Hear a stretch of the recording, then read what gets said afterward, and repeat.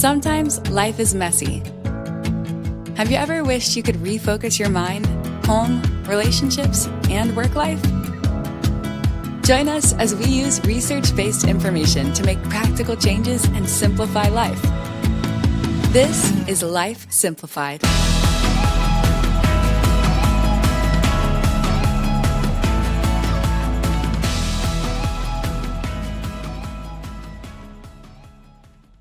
Welcome to Life Simplified. I'm Amanda, your host for the day. This month, we are going to be discussing different financial-related topics from the University of Kentucky Cooperative Extension Moneywise newsletters.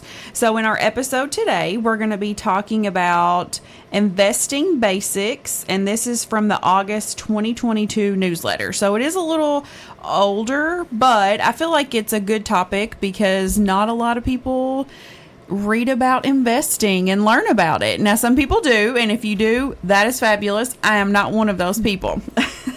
So I wanted to start today just to ask you all, just to start the conversation, do you invest money? And if so, what's your experience with it? Like literally just my retirement. And I have tried to diversify my portfolio. I'll use big words. We'll talk there. about that in a minute. So yeah, good. But probably I don't look at it often enough because I don't feel like I really know enough that I can manipulate that myself. And so the times that I have made adjustments, I've set up a meeting with someone that knows exactly what's going on with that and can really guide me. So that is kind of the extent of my investing experience. Same. I invest my retirement, but I know very little about it. I mean, embarrassingly little. And when I get the information, I look at it and I'm like, man, I really need to learn what all of this means so that because I have a very specific timeline for when I would like to retire, and I'm going to need to know if that's going to be able to happen.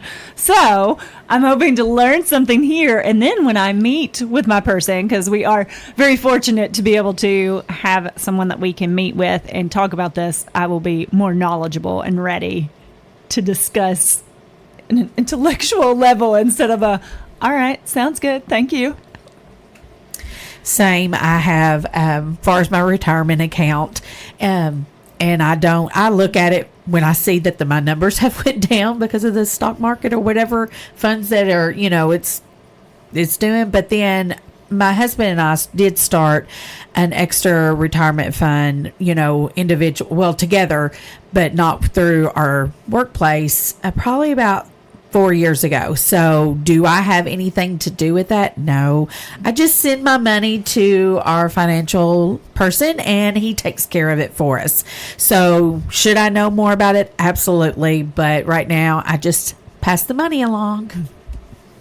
Yeah, I'm similar. Retirement, just like you all, it comes out of my check and somebody manages it, and I get a report once a quarter and open it up, and sometimes I don't open it up just because I don't want to know, especially when you hear about the stock markets on the news. It's just kind of, I don't want to look at it. So, but that's about the extent that I know as well.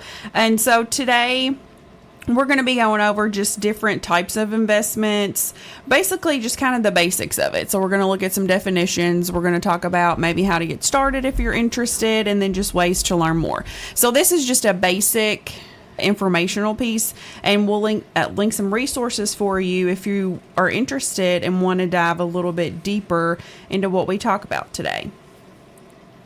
So investing your money wisely can help it grow over time, which is what we all want, especially when we're talking about retirement.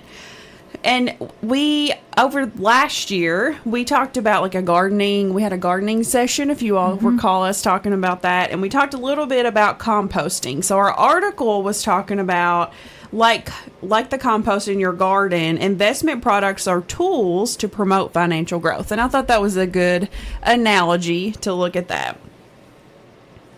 And so with that, high risk comes high reward, but also the chance to lose it as well. And so before investing, it's just important for you to understand the basics of it. So, as Tiffany mentioned a while ago, investment portfolio, she mentioned that term. So, when thinking about investing, you want to consider diversifying your investment portfolio. And so, that is just a collection of different financial investments that you make over time. It can consist of assets, including like real estate, art, private or public investment. And I really didn't think about art or like real estate being part of an investment, but it definitely is, as outlined in our article today. Yeah, and I have wanted to get into some real estate investing, but it has been such a volatile market since COVID that it's clearly a bad time to get into that. But I just think the people that had foresight beforehand, what a valuable asset that is, and something that we do tend to forget about putting into our portfolio. Yes, you're exactly right. We have some local people that do it quite frequently, and I'm just amazed about how they turn it around and the beautiful work that they get done, and just adding that. I never thought about that either.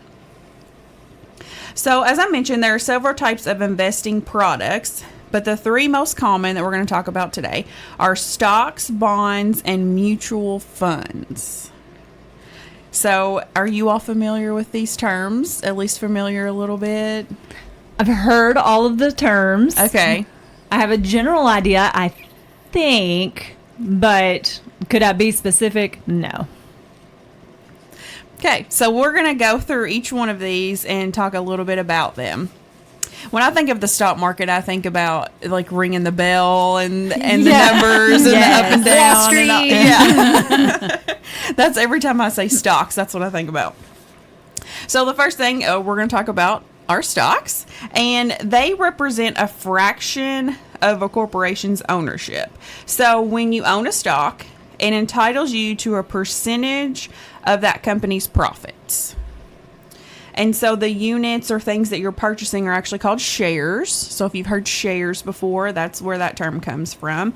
And stocks offer long-term potential growth over time. However, stock prices can vary greatly and fluctuate with the market.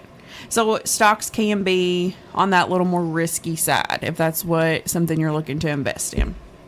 I'm always fascinated by, because I know that there are people much, much, much more knowledgeable about stocks than me. Like I said, I have a very general knowledge, but I'm always so fascinated in the way that they can be predicting. And I know you're not always right, but how do you know to invest in this company, and then it's going to just skyrocket? Or I'm just fascinated by people's ability to do that. To me, the stock market a lot of times feels like gambling.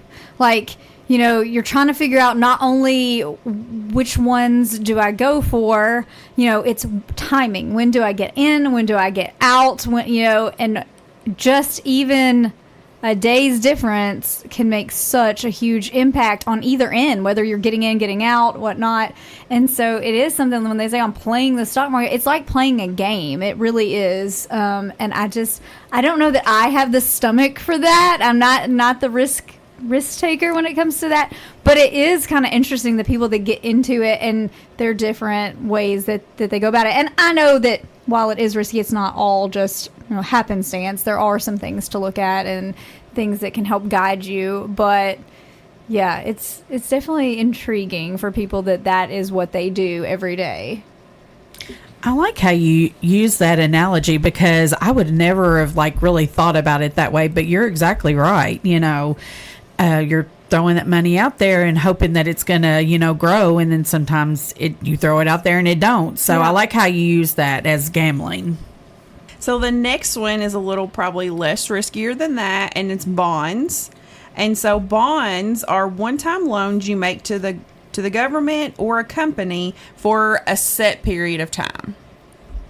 So in exchange for your money, you receive interest payments back from them. And bonds are generally viewed, like I mentioned, as safer investment than stocks because they're less volatile and less subject to change. So you're really investing in that government agency or that company.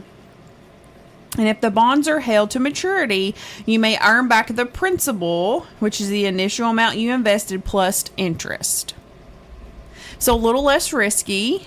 You just hope that, whatever company you pick will succeed and continue to grow interest, that you would get that back. And then the last one is mutual funds. And these are professionally managed investment pools where companies invest combined money from investors. So your money's pulled in with other investors is what it's explaining. And they invest them in a variety of different stocks and bonds. So when you invest in mutual funds, you receive income from its portfolio or its combined holdings. We talked about building your investment portfolio. There are different strategies you can use to generate wealth based on your personal preference, your financial situations, and then your willingness to take risk or not take risk. And there are four important things to consider. So time, risk, diversification, and the fees that associated with that. So when thinking about time, thinking about when do I want to invest? So that's when I say time. So time is essentially in investing. The longer you invest, the more time your money has to grow. And time also allows for the fluctuation in the economy and the market. And I think it's something to consider. We all discussed that we have investments in our retirement, but that's not something that I thought about super early in my career. Now that I've been in my career for a long time and I'm not as close to retirement as I would like to think, but I do see, and I've got a goal in mind of when I would like to retire. I'm kind of kicking myself for not being more educated when I was younger to really be able to be more risky, which I know you're about to talk about, but have a longer period of time for those fluctuations. Because now I'm like, yeah, there's not as much time now that I know a little bit more. I don't know a lot more, but I know a little bit more than I did when I started my career, and I don't have as much time. Yeah, and I think, too, when you think about the time factor, like, if you do have a lot of time, if you're at the very beginning of your career, then a smaller amount of money can make a bigger impact because you have time than a bigger amount of money that I put in the pot with less time. So I think when we're that age, when we're just getting started, we think, I don't have the money to do that, but it doesn't take as much. We could have set aside a smaller piece of the pie and it still would have made an impact. So if you're in that situation where you are young and maybe like starting your career, whatever you're doing, and you think, I don't have the money for it, it doesn't have to be a lot. It doesn't have to be that huge number because you have all those years that it can grow. So you have time on your side, so you don't have to put aside as much. So don't feel overwhelmed with that. Because I think I always thought, like, I need to do this, but do I have a significant amount to set aside? But anything is better than nothing, and when time's on your side, it will make an impact. And my thought was always, I have time. I have plenty of time to do that. I'm just getting started. And then I kept procrastinating, pushing it back. And then, time gets away from you. So, like Tiffany said, I would encourage you to get started sooner rather than later when you're thinking about investing in your future. Also, you don't have to have a large amount of money either to invest. I mean, Right. You can start out with, $20 a month, sending it in, so it doesn't have to be like $3,000 or $4,000, that you have to invest. Our additional fund comes out of our checking account once a month. So, I mean, it doesn't have to be a large amount to invest. So when you're thinking about this, you're like, oh, well, I don't have the money. Yeah, you do. You can probably go, without $20 a month to go towards that. You just don't go out to eat one time, so just think it doesn't always have to be a large amount to invest. You can start out small with the smaller amount. One thing that I'm very grateful for, when we had our son, my husband's family member actually started, I guess, a portfolio for our son. So she gave him some money and put in investing. And it's managed on an app, so we get to view it. And then so instead of giving him large presents at holidays or his birthday, she'll just continue to put money in there. And I think it's like estimated right now, he's 2, that he'll have like over $30,000 when he's 18. That's awesome. So thinking about like when he's in college or whatever he chooses to do when he graduates high school, he'll have that money to help him get started. And like I said, it's not like a continuous thing. She'll just put it in on holidays, and then if he gets some extra money, we'll put a little bit in there. So it's not a monthly thing, but so there are different options that you can do. So the next thing is risk. So thinking about what amount of risk are you willing to take? And we talked a little bit about, the younger you are, the more risky you can be. And then when talking about retirement, but you could be investing for any type of thing. But keep in mind that most of the time your investments come with some risk, whether it's very risky or less risky. So just think about your current financial situation and just picking something that's comfortable for you.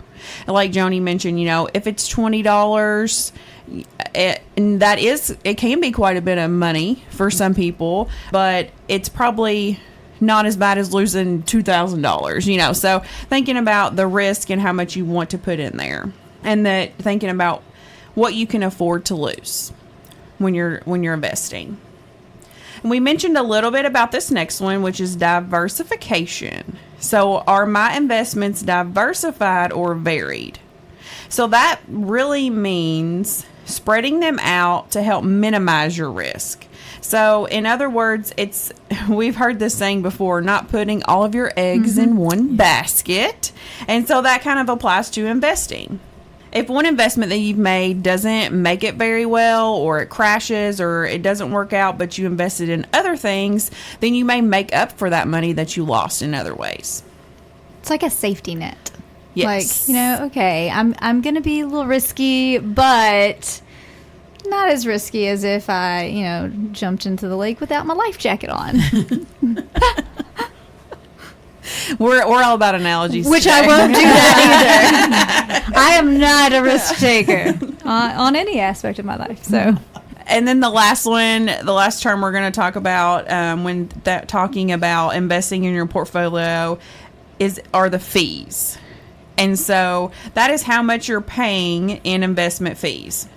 Joni mentioned she pays someone or has someone manage her money for her. So thinking about the investment fee that you want to do, is that something you're comfortable with? Or would you rather do it on your own? Me, I would rather somebody else take care of that to make those wise decisions for me. But it will, you have to pay a little bit more for that. So it's whatever you're comfortable doing. But those are just some things to think about before you start investing.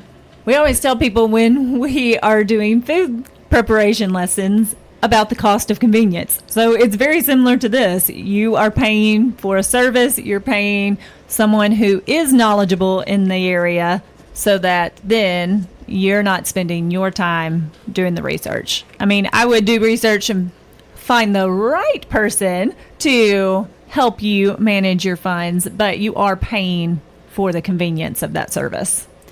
And I think it's important to pay attention to, do you have that service provided to you for free through your employer? So if you're investing through your employer to your retirement fund, you may be able to meet with a professional at least once a year to discuss your portfolio, and is it diversified enough, and would you like to take a little more risk or lower your risk depending on what your goals are. That may be something you can do at no cost for at least those accounts. And that's something I've done before with our job, just so I can have a better understanding of what am I doing, what am I investing in, what does it look like. So if that's offered to you, take advantage of that. So you now may be thinking, well, how do I get started? Well, let me talk a little bit about that and share some resources with you.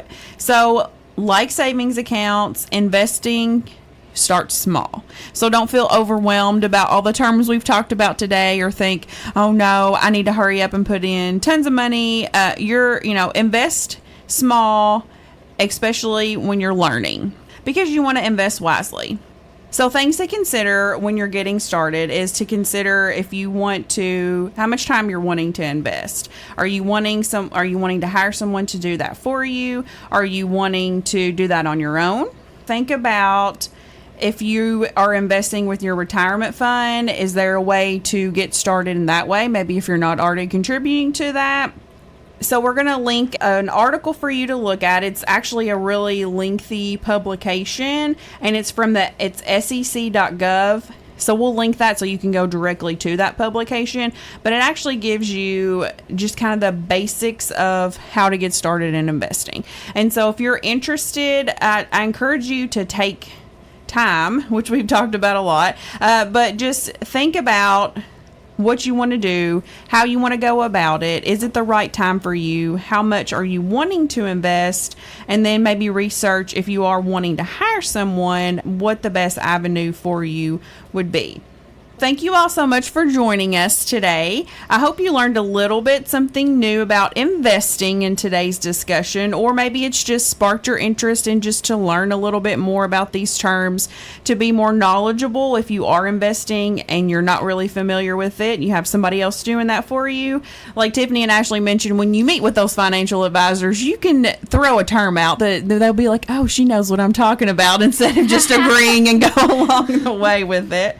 Thank you all so much for joining us. Again, we'll post all these links in the show notes for your resources. This is Life Simplified. Thanks for listening to Life Simplified. We are family and consumer sciences agents with the University of Kentucky Cooperative Extension Service. Contact us at lifesimplifiedpodcast@gmail.com.